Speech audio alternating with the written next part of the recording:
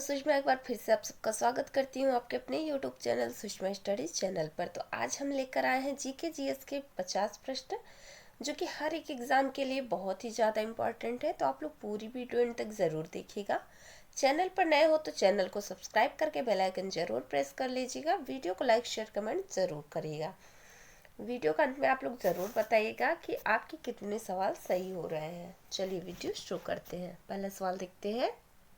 पहला सवाल है, बौद्ध धर्म की स्थापना किसने और कहाँ की थी? बौद्ध धर्म की स्थापना किसने और कहाँ किया था? तो बौद्ध धर्म की स्थापना गौतम बुद्ध ने लुम्बिनी में किया था। लुम्बिनी कहाँ है? अभी वर्तमान में नेपाल में है। अगला सवाल देखते हैं। अगला सवाल है, किस साम्राज्य को अशोक के स्तंभ और शिलालेखों के लिए जाना जाता है? किस साम्राज्य को अशोक के स्तंभ और शिलालेखों के लिए जाना जाता है? तो वो है मौर्य साम्राज्य। अगला सवाल देखते हैं। अगला सवाल है, गुप्त वंश के प्रसिद्ध सम्राट जिन्हें भारतीय नेपोलियन के नाम से जाना जाता है कौन थे? किन्हें भारतीय नेपोलियन के नाम से जाना जाता है? तो वो है समुद्रगुप्त। समुद्रगुप्त को भारतीय नेपोलियन के नाम से जाना जाता है। अगला सवाल देखते हैं।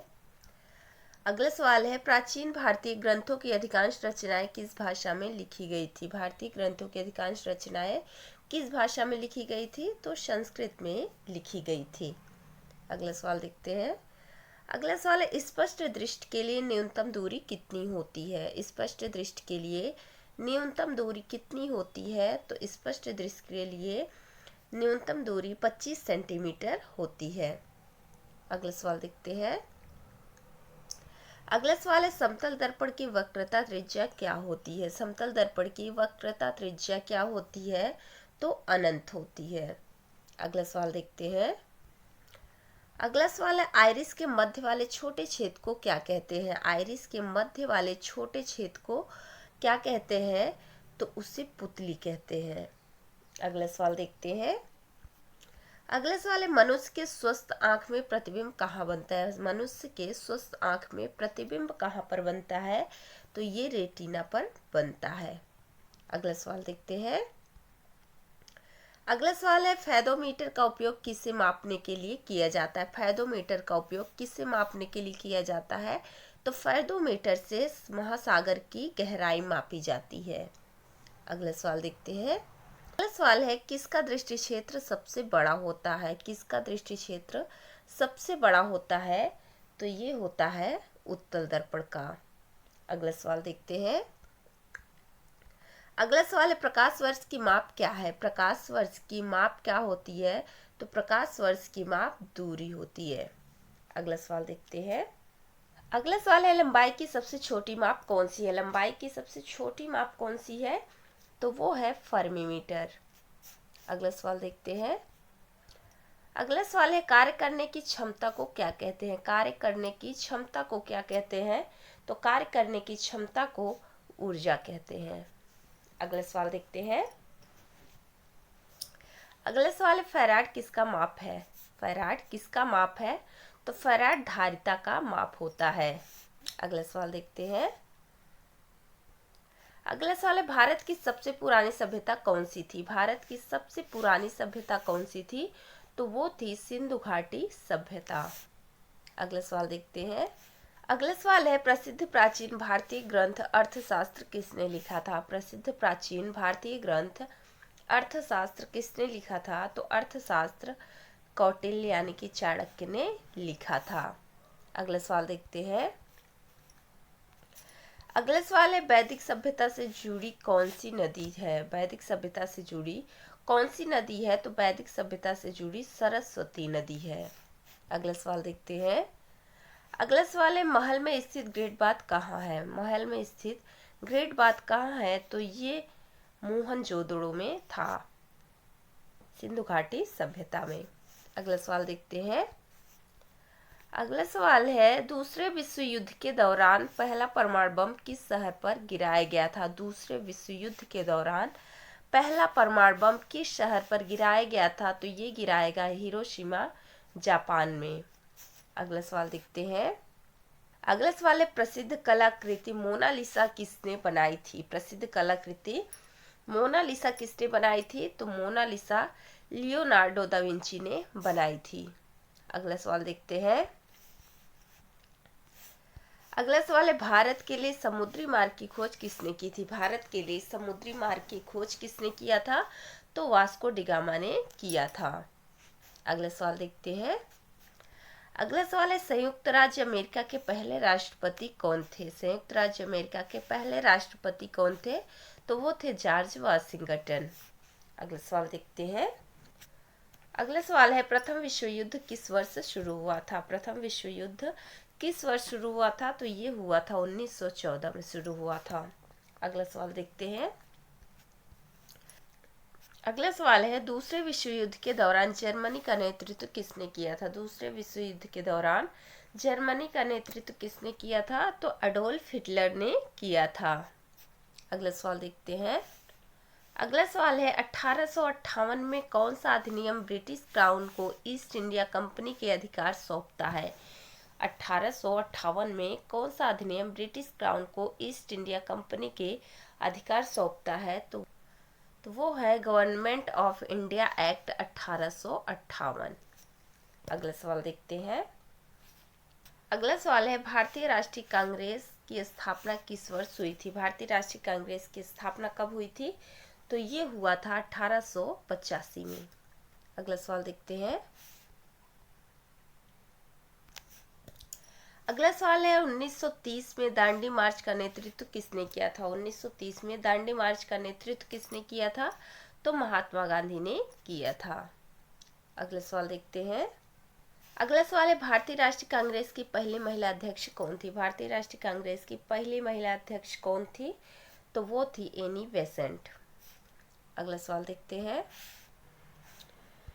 अगला सवाल है, इंडिया विंस फ्रीडम किताब किसने लिखी थी? इंडिया विंस फ्रीडम किताब किसने लिखी थी? तो इंडिया विंस फ्रीडम किताब मौलाना अबुल कलाम आज़ाद ने लिखा था। अगला सवाल देखते हैं। अगला सवाल है, किस स्वतंत्रता सेनानी को भारत का लौह पुरुष कहा जाता है? किस स्वतंत्रता सेनानी को भारत का लौह पुरुष कहा जाता है? तो ये सरदार वल्लभ भाई पटेल को कहा जाता है। अगला सवाल देखते हैं। अगला सवाल है, दिल्ली में लाल किला बनाने वाले प्रसिद्ध सम्राट कौन थे? दिल्ली में लाल किला बनाने वाले प्रसिद्ध सम्राट कौन थे? तो वो थे शाहजहां। शाहजहां ने लाल किला बनवाया था। अगला सवाल देखते हैं। अगला सवाल है, भारत में पहला सुल्तान बनने वाला शासक कौन था? भारत में पहला सुल्तान बनने वाला शासक कौन था? तो वो था कुतुबुद्दीन ऐबक। अगला सवाल देखते हैं। अगला सवाल है, हल्दी घाटी के युद्ध में वीरता के लिए किस राजपूत शासक को याद किया जाता है? हल्दी घाटी के युद्ध में वीरता के लिए किस राजपूत शासक को याद किया जाता है? तो वो है महाराणा प्रताप। अगला सवाल देखते हैं। अगला सवाल है, कौन सा प्रसिद्ध यात्री मोहम्मद बिन तुगलक के दरबार में गया था? कौन सा प्रसिद्ध यात्री मोहम्मद बिन तुगलक के दरबार में गया था? तो वो था इब्न बतूता। अगला सवाल देखते हैं। अगला सवाल है, मुगल सम्राट शाहजहां का असली नाम क्या था? मुगल सम्राट शाहजहां का असली नाम क्या था? तो शाहजहां को प्रिंस खुर्रम कहा जाता था। अगला सवाल देखते हैं।